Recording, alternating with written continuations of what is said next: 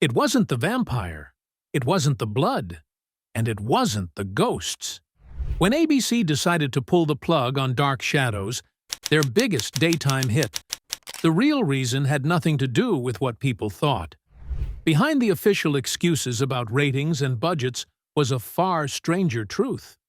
One that started with a dream, turned into a phenomenon, and ended in controversy so intense that parents across America banned their children from ever watching again. But to understand how a simple afternoon soap opera became one of the most controversial shows in television history, we have to go back to where it all began. With One Dream in 1965.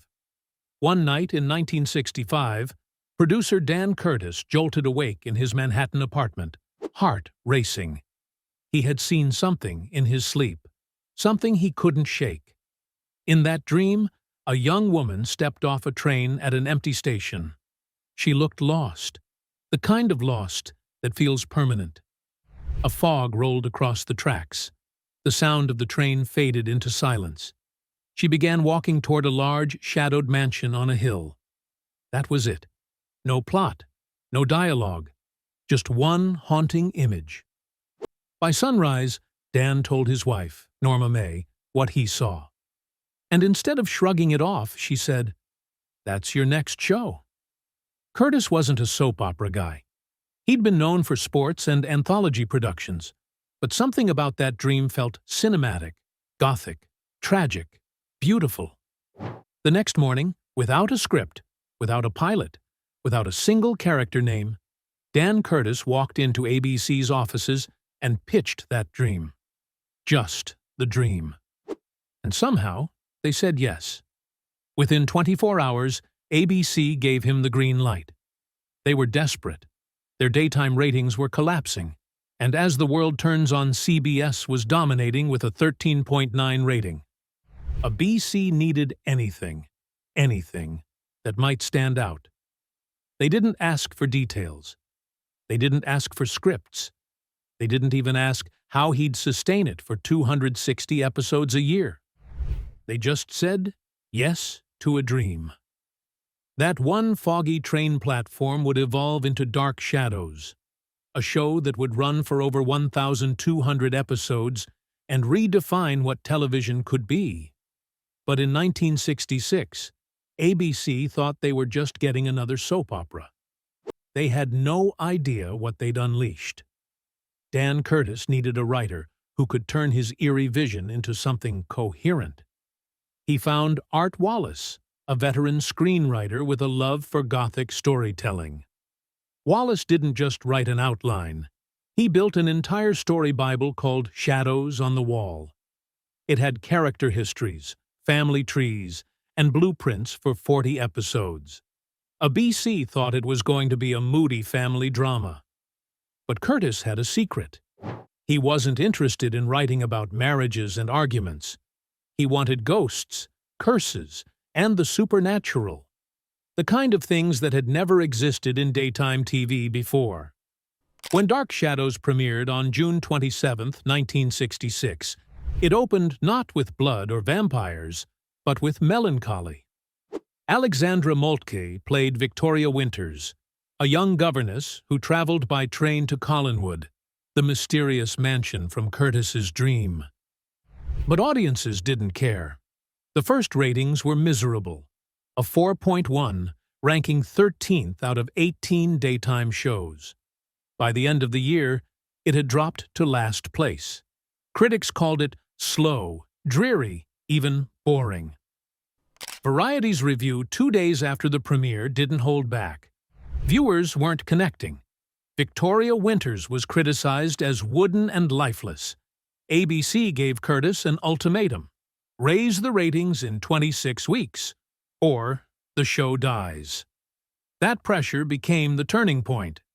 Curtis decided to reveal what he had been holding back all along.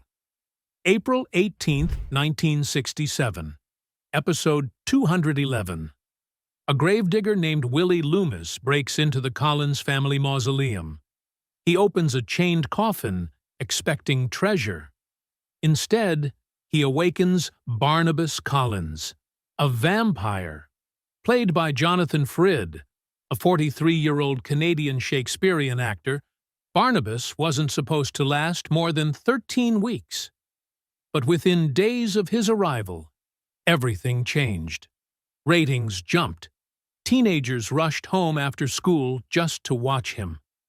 By the following year, the numbers doubled. For the first time, daytime television had a vampire, and he wasn't a monster. He was tragic, guilt-ridden, almost romantic. Frid played Barnabas like a man cursed, not evil. Audiences, especially teenage girls, fell in love. By 1968, Dark Shadows was drawing nearly 9 million daily viewers. Frid received thousands of fan letters every week, many from girls asking him to bite their necks. The show's soundtrack even hit the Billboard Top 20. Quentin's theme got a Grammy nomination.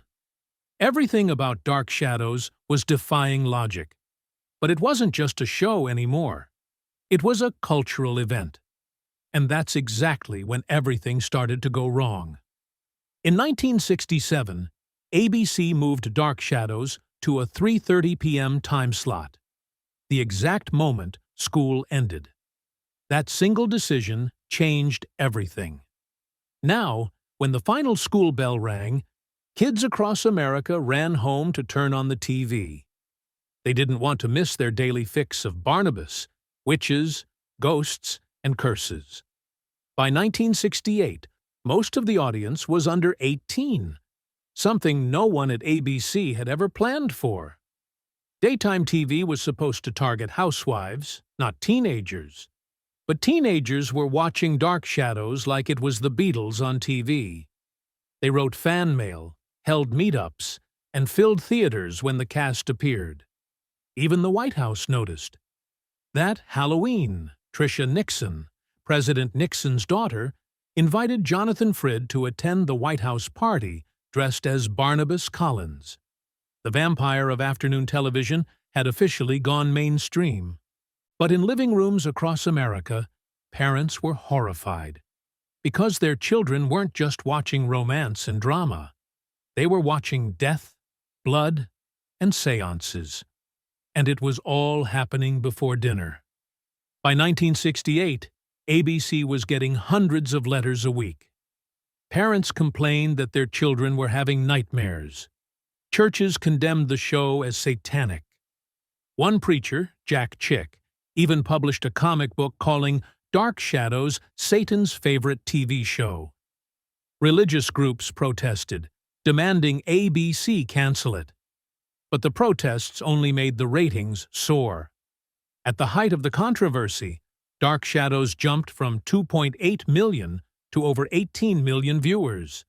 The outrage became free advertising. Behind the scenes, though, the chaos was growing. Filming was live to tape. Mistakes stayed in. Boom mics fell into frame. Props collapsed. Actors forgot lines. But fans loved the imperfection. It made the show feel alive. Then one episode crossed a line that ABC couldn't ignore. Episode 276. Barnabas kills Jason McGuire. On screen. You see the struggle, the choke, the body dragged across the graveyard, and the dirt shoveled onto the grave. 8 minutes of pure Gothic horror at 3:30 in the afternoon. ABC got 847 complaint letters that week alone. But the viewers? They couldn't get enough. The more violent the show became, the higher the ratings climbed. Barnabas biting victims was shown in slow motion, complete with trickles of blood and hypnotic gazes. The scenes got longer, more sensual. Between 1967 and 1968, the FCC received over 200 complaints specifically about vampire bite scenes. ABC tried to limit them, but ratings ruled everything. So they aired them daily. The writers doubled down. In 1968, the show's storyline shifted to 1795, drawing inspiration from the Salem witch trials. In episode 385, Victoria Winters was tied to a tree, while a reverend performed an exorcism using real Latin phrases from the 17th century court documents. Parents were furious. The network received more than 2,000 complaints over those episodes alone. Religious leaders accused ABC of glamorizing witchcraft. Churches organized boycotts. In dozens of cities, affiliates refused to air Dark Shadows. But even that wasn't the end. The show started featuring full-blown seances, not as fiction, but seemingly real rituals. Candles, Ouija boards, Latin incantations, all shown in daytime. To some, it was thrilling. To others, it was terrifying. ABC had never dealt with anything like it. But the worst backlash wouldn't come from the show itself. It would come from the movie that followed. By 1970, Dark Shadows had reached a peak that seemed unstoppable. It had become ABC's crown jewel. So Dan Curtis decided to take it to the big screen. House of Dark Shadows premiered in August 1970. It was meant to be a reward for fans, a cinematic version of the show they loved. But what they got instead was a blood-soaked nightmare. This wasn't the melancholy vampire from television. This was horror. Real horror. Barnabas Collins didn't just bite, he ripped. Stakes were driven into chests, blood sprayed, bodies twisted, children screamed in theaters. Parents dragged their kids out halfway through. They weren't prepared. The movie's violence shattered the show's carefully balanced tone. Fans who'd seen romantic tragedy on TV were now watching a gore fest in cinemas. When parents got home, they didn't just complain, they banned the show. PTA groups launched petitions. ABC affiliates in multiple cities stopped airing Dark Shadows altogether. The show's image as spooky fun for teens was gone. Now it was dangerous. In 1 year, Dark Shadows lost nearly half its audience, from 9 million daily viewers to around 5 million. Advertisers fled, and for the first time, ABC realized something they had ignored for years. The show's biggest fans, teenagers, didn't buy the products advertisers wanted to sell. They weren't shopping for detergent or cleaning products. They were buying records and comic books. To advertisers, that meant Dark Shadows wasn't profitable. So ABC made a quiet decision. When Dan Curtis told the cast in January 1971 that the show was ending, the network pretended it was because of ratings. But everyone knew the truth. They were replacing it with something safe, something clean. A game show called Password. On April 2nd, 1971, Dark Shadows aired its final episode. Just 3 days later, Password took its time slot. When the last episode faded to black, no one knew what Dark Shadows had truly created. It had invented the sympathetic vampire, the tortured immortal who hated what he was. That one idea changed everything that came after. From Buffy the Vampire Slayer to True Blood to the Vampire Diaries, they all trace back to Barnabas Collins. He was the first vampire who cried, who felt guilt, who fell in love. The show's imperfections, its chaos, even its live mistakes, all became part of its legacy. Fans collected bloopers like treasures. The soundtrack went gold, and its influence spread across decades of supernatural storytelling. But perhaps the most haunting part of all was how it ended.